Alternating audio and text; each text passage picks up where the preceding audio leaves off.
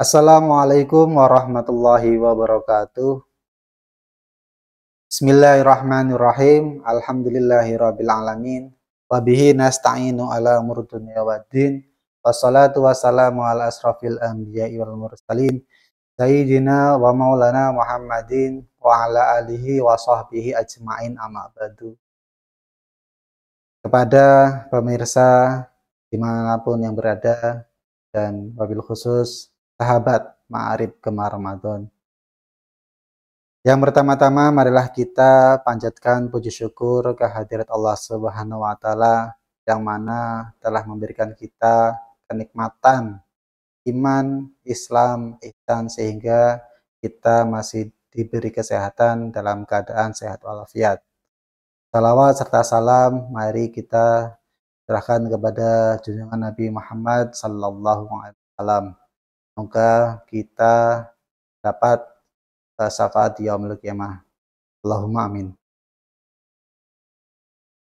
Pemirsa dan sahabat Ma'arif Gemar Ramadan yang saya hormati, pada kesempatan yang baik ini, di bulan Ramadan yang baik ini, saya ingin menyampaikan beberapa tema atau tema yang ditugaskan untuk saya, yaitu berkaitan dengan menjadi guru teladan bagi lingkungan. Baik, guru menurut banyak pendapat bahwa guru adalah pendidik. Sebagai seorang guru tidak terlepas dengan pendidikan. Guru teladan atau guru profesional berbanding lurus.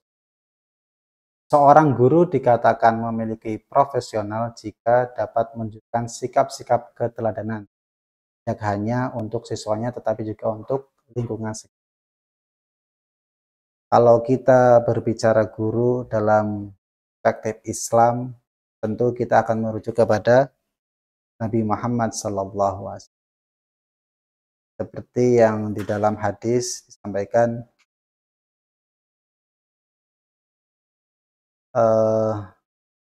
laqad kana lakum rasulillahi uswatun hasanah.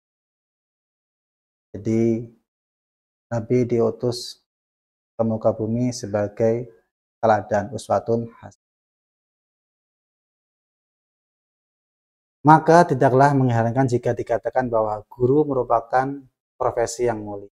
Seorang guru memiliki kewajiban memberikan pengajaran ilmu yang bermanfaat kepada orang lain. Bagaimana ungkapan yang mengatakan bahwa guru kencing berdiri, murid kencing berlari. Maka sudah sepantasnya seorang guru harus menjadi teladan yang baik bagi siswa yang diajar. Jadi ketika kita sebagai guru harus memberikan teladan yang baik.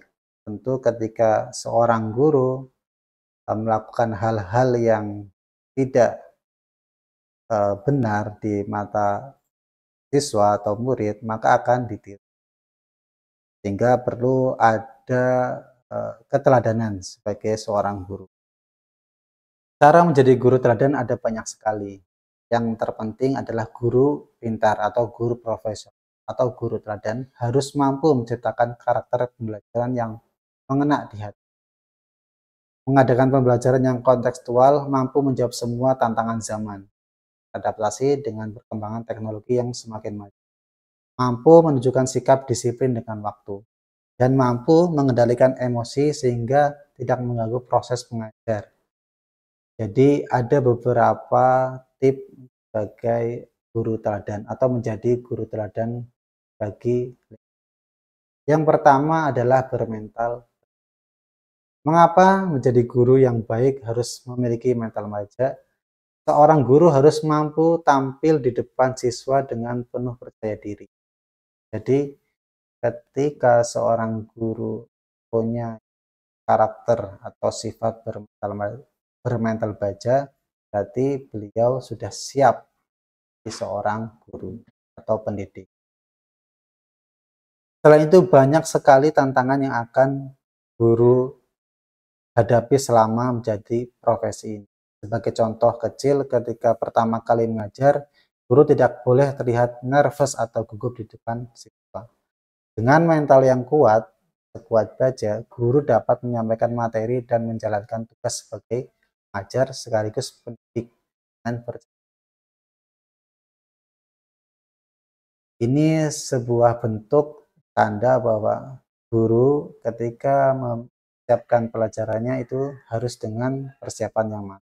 Sehingga ketika di hadapan siswa atau murid, itu guru sudah mempersiapkan materi dan segala macam dengan siap mental baja, kurang lebih. Hal ini penting karena sebagus apapun persiapan kita mengajar, ketika gugup melanda maka kita sia-sia. Nah, itu sesuatu yang penting menurut saya ketika seorang guru atau seorang profesi guru itu harus bermental. Tantangan yang menghadang dalam perjalanan menjalani profesi ini bukan untuk dihindari, tapi apabila ada ungkapan yang menyebut bahwa satu-satunya yang konstan ada di dunia ini adalah perubahan, dengan mental yang kuat guru tidak akan mudah menyerah dan siap menghadapi apapun. Sikap ini juga penting untuk dimiliki siswa supaya tidak mudah menyerah. Oleh karena itu, semaksimal mungkin tunjukkan pada siswa bagaimana memiliki mental kuat. Ini penting bagi setiap profesi seorang guru, bahwa guru ketika sebagai pendidik mengajar apa yang disampaikan itu harus mempunyai mental yang kuat atau mental baja. Ini salah satu di guru dan bagi lingkungan. Kemudian yang kedua, kenali karakteristik siswa dan identifikasi kebutuhannya. Semua siswa pasti memiliki harapan yang besar terhadap gurunya. Bagaimana guru juga meletakkan harapannya kepada siswa. Bagi siswa, guru adalah sumber ilmu. Jangan heran jika mereka selalu bertanya apapun kepada guru. Tujuan pembelajaran dan pendidikan diantaranya adalah membuat siswa dapat berproses menuju perkembangannya sesuai dengan tuntutan dalam menjalani kehidupannya pada masa kini dan masa yang akan. Siswa yang guru ajar memiliki karakteristik dan kebutuhan yang berbeda-beda. Tidak hanya itu, mereka juga memiliki minat dan bakat yang berbeda-beda. Jadi, sebagai profesi guru harusnya tahu di mana kondisi atau karakter siswa setiap pelajaran. Terus memantau setiap lingkungan pendidikan masuk di dalam kelas. Mungkin ada salah satu atau sebagian siswa yang mempunyai karakter atau bakat yang berbeda dengan. Nah, itu harus diketahui oleh seorang guru. Bagaimana nanti guru bisa memahami dari satu kelas ada beberapa karakter siswa yang mungkin berbeda-beda dalam peminatan bidang pelajaran. Supaya pembelajaran tetap bermakna dan semua siswa benar-benar memiliki pengalaman yang belajar, maka guru harus mengetahui karakteristik setiap siswa. Apa saja yang mereka butuhkan dalam belajar. Hal ini penting supaya guru dapat merancang pembelajaran yang sesuai dengan karakter dan kebutuhan. Seperti ini yang kan bahwa guru harus mempunyai karakter dan juga harus memiliki pemahaman karakter siswa atau siswa-siswa. Sehingga ketika dalam masuk pembelajaran, seorang guru yang baik, yang menjadi contoh teladan murid, harus bisa memahami kondisi kebutuhan siswa tersebut. Yang selanjutnya, yang ketiga, tidak hanya sebagai guru, jadilah orang tua. Maksudnya adalah syarat menjadi guru teladan, salah satunya adalah mampu berperan menjadi orang tua kedua bagi siswa. Jadi punya peran fungsi lagi guru di sini selain sebagai pendidik, pengajar, tapi juga sebagai orang tua kedua setelah orang tua kandung. Tugas guru tidak hanya menyampaikan materi pelajaran, tetapi juga mendidik dan membentuk karakter siswa. Sudah umum jika siswa bersikap manja atau nakal untuk menarik perhatian guru. Jangan dimarahin, dihadapilah mereka seperti anak kandung sendiri. Setiap sikap dan perkataan yang guru lontarkan adalah contoh bagi siswa. Maka bertindak sebagai orang tua dalam membina, membimbing, mengayomi, dan juga mengevaluasi kemampuan setiap siswanya harus dapat guru lakukan. Dengan demikian, guru dapat membimbing siswa mencapai tujuan pembelajaran semaksimal. Nah, ini peran guru selain sebagai pendidik, pengajar, di sisi lain adalah sebagai orang tua di kelas atau yang biasa disebut dengan wali kelas. Ketika ada siswa atau murid yang membutuhkan kasih sayang, membutuhkan materi-materi lebih luar pembelajaran, itu harus dilayani dengan baik, disikapi dengan baik. Berlakulah seperti orang tua kandung. Nah, ini peran guru sebagai atau dijadikan orang tua kedua di dalam sekolah atau pendidikan. Selanjutnya, keempat itu buat peraturan kelas dan laksanakan. Maksudnya adalah guru sebagai teladan bagi siswa, artinya setiap perilaku yang guru lakukan akan menjadi cermin bagi siswa. Supaya kelas berjalan dengan baik dan siswa-siswa dapat berjalan dengan nyaman, guru perlu membuat peraturan sebagai batasan atau rambu-rambu yang harus dipatuhi semua. Ajak siswa membuat peraturan kelas bersama-sama. Jadi kalau dalam pembelajaran, sebelum masuk ke pembelajaran, guru sudah menyiapkan norma-norma atau aturan kelas di dalam setiap pembelajaran. Misalkan dibuat aturan kesepakatan pembelajaran selama pembelajaran di kelas itu. Pertama adalah siswa atau murid dilarang membuat keributan atau dilarang membuat keonaran. Ketika membuat keonaran atau keributan, kemudian harus ada sanksi dan sebagainya. Itu salah satu bentuk aturan atau norma yang perlu diterapkan di dalam kelas atau pembelajaran. Itu salah satu. Buat peraturan kelas dan laksanakan. Ini juga sebagai guru teladan yang diikuti oleh muridnya atau siswanya, sehingga ketika dalam pembelajaran di kelas itu akan bisa berjalan dengan nyaman, aman, dan berjalan lancar. Kemudian contoh lagi misalkan siswa harus berpakaian seragam sesuai ketentuan pakaian seragam sekolah. Siswa harus bersikap sopan, santun, dan saling menghargai. Itu salah satu bentuk kita atau guru dan muridnya mempunyai kesepakatan dalam mengikuti kegiatan pembelajaran. Kemudian setelah peraturan dibuat, hal penting yang harus dilakukan adalah tegas dan konsisten melaksanakan peraturan yang dibuat. Jika ada siswa yang melanggar peraturan, pertama, jangan ragu untuk menegur. Sebaliknya, jangan pelit untuk memberikan apresiasi bagi siswa yang sudah memenuhi peraturan bersama. Hal ini penting. Lainnya adalah guru harus menjadi contoh pertama bagaimana peraturan tersebut harus ditegakkan dengan baik dan tidak melanggarnya. Nah, ini penting juga bagi sebagai guru teladan atau guru profesional ketika dalam pembelajaran melakukan peraturan-peraturan yang ada. Jadi ketika pembelajaran di dalam kelas, guru harus memberikan contoh yang baik.